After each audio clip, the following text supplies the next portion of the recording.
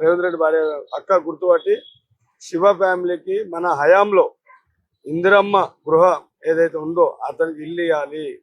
తను ఏం కోరుకుంటుండు, తన కోసం ఏమైనా కోరుతుండా లేదు కదా. 10 మంది పిల్లల కోసం ఒక స్విమ్మింగ్ పూల్ అడుగుతున్నాడు, స్విమ్మింగ్ పూల్ ఇప్పియండి. అలా కుటుంబంలో ఒక ఆర్థికంగా పని చేసుకోవడానికి ఏం లేదు కాబట్టి ఒక అబ్బాయికి ఉద్యోగం ఇస్తే 3 ఆడపిల్లలు 4 మగపిల్లలు ఉన్నారు, వాళ్ళని ఆదుకోండి.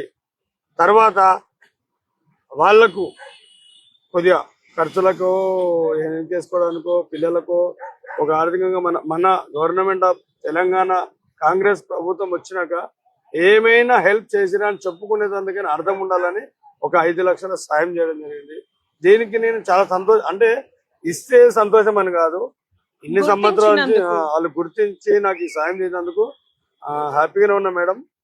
కానీ ముఖ్యంగా రేవంత్ రెడ్డి గారి అమ్మ వాళ్ళ భార్య మా అక్క అని పిలుస్తున్నా, నాకు పేర్లు తెలివై పేర్లు పెట్టి పిలిచేంత పెద్దోని కాదు నేను.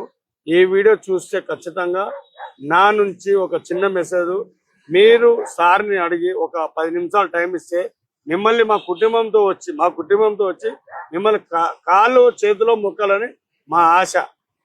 దానికి ఖచ్చితంగా మీరు అనుమతి ఇప్పించాలి. ఒక 10 నిమిషాలు అంటారు కదమ్మా, ఏమంటున్నా ఇది